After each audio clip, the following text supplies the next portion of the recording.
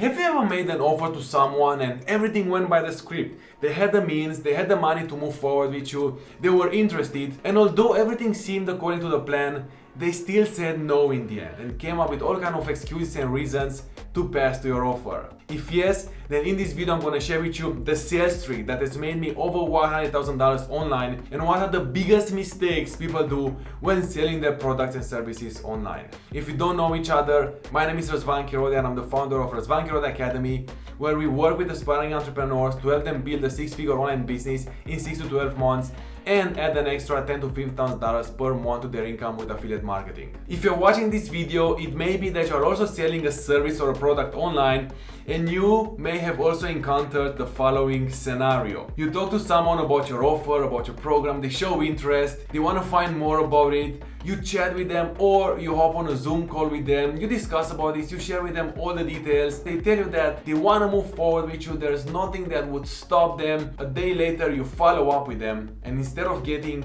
what you expected, they come up at you with all kind of excuses and reasons of not buying. Like, your program is great, but my finances doesn't allow me to get started today. Or, your program is great, but my parents told me I should keep trying on my own. Or, your program is great, but my spouse doesn't think it's a good idea. Or they may even tell you in the face that your program is great, but that they have decided to move forward with another program. And there are many other reasons and excuses that they may throw at you for not buying your program. I have experienced all these reasons and many others, and there is a solution for all of them.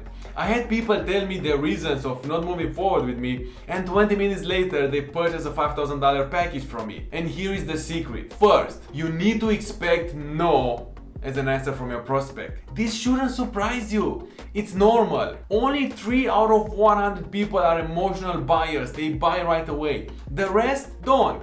So whenever someone tells you no, it shouldn't surprise you. You need to expect that so that when they tell it to you, it doesn't affect you emotionally and you move forward with handling that no. And second is that a no doesn't really mean no. It means that they are not ready yet. It means that there are some reasons that is holding them back. And your task is to find out what are the reasons that is holding them back to move forward with you and dissect each and every one of these objections and provide a solution for them so that they move forward with you. And you need to find out what it is. Is it really the money?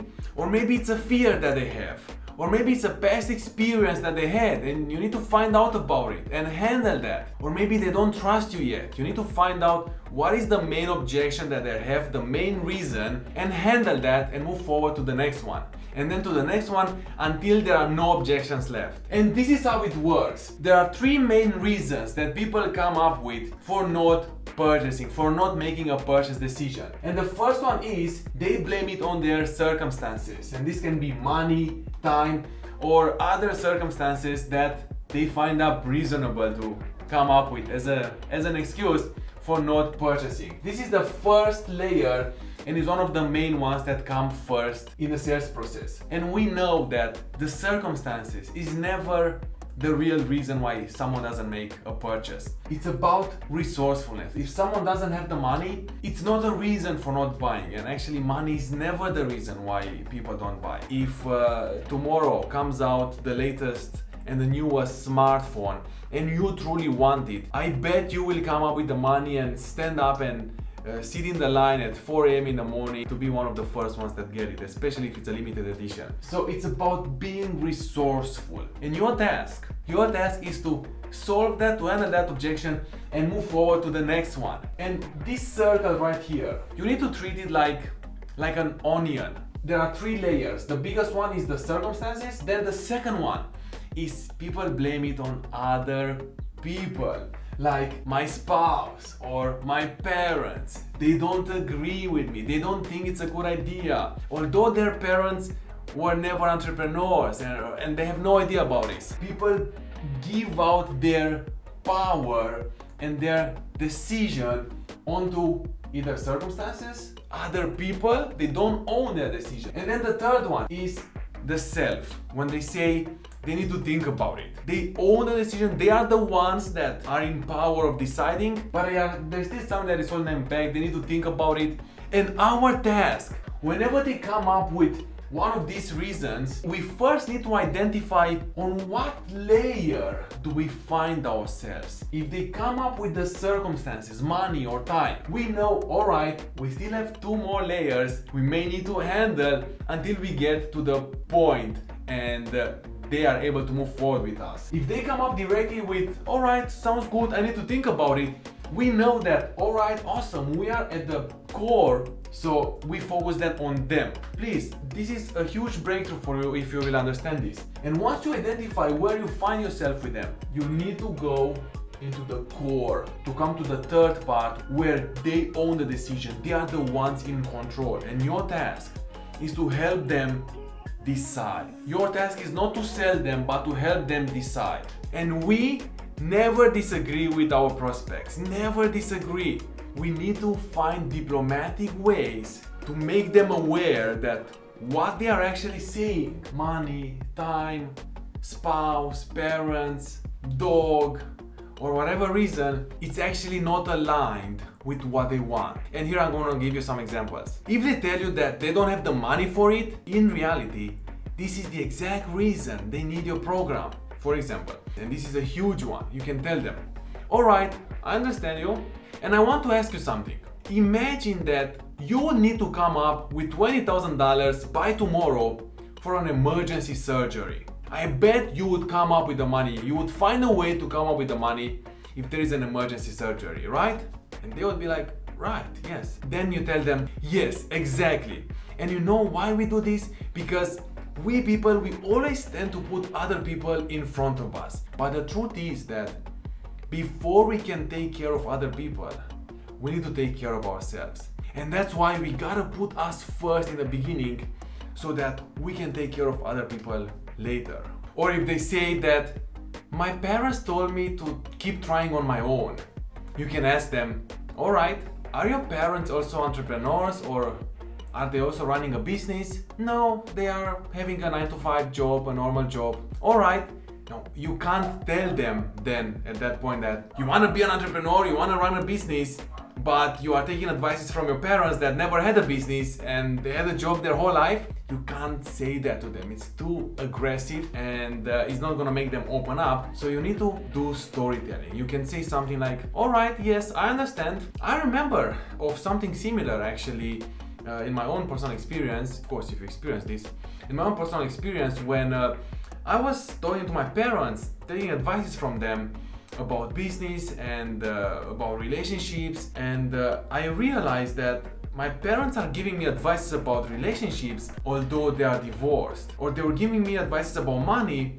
although they never had much money. And I realized that if I want to have money and a good relationship, then I'm not taking advices from the right source.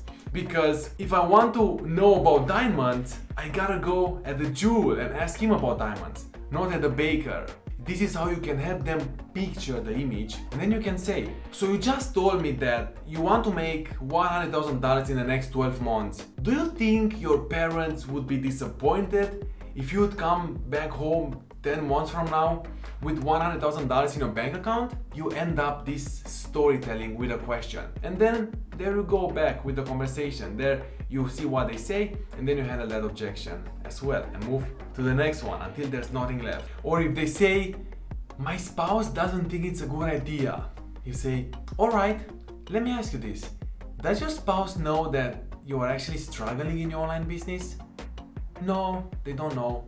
Do you think if they would know that you're struggling in your online business, that they would want you to struggle further, or that they would want you to succeed actually, to make it work? They would want you to make it work, right? Yes, of course, they want me to make it work. So let's imagine 2 years from now that you are still in the same place you are today, still struggling, still not making money. Are you gonna blame your spouse for this? Or are you gonna take full responsibility for the situation that you are in your business and in your life? Yes, right. And then you can say, alright, so if your spouse would want you to succeed, wouldn't this be the best thing to do next to move forward with us. Instead of struggling yourself for the next 2-3 years and then be in the same situation you are today 3 years from now, they would agree with you that it's actually true, yes, that they need to take full responsibility for their decisions, for their business, because at the end they are their only responsible for this.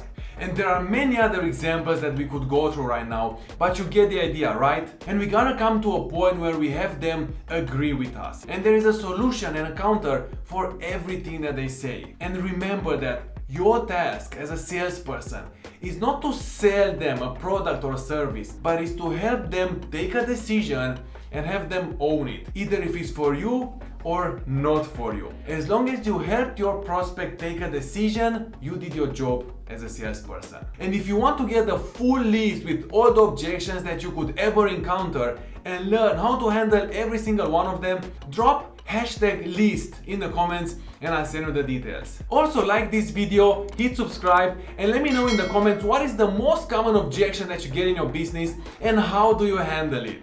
And something that you also need to know about is that the process of generating $100,000 online is much faster when you follow a proven process from someone that has already achieved that. And I recently did a training where I shared my journey to making $100,000 online and how my students and clients will make 6 and 7 figures online. You should watch this video next if you want to learn this, and we'll see you there.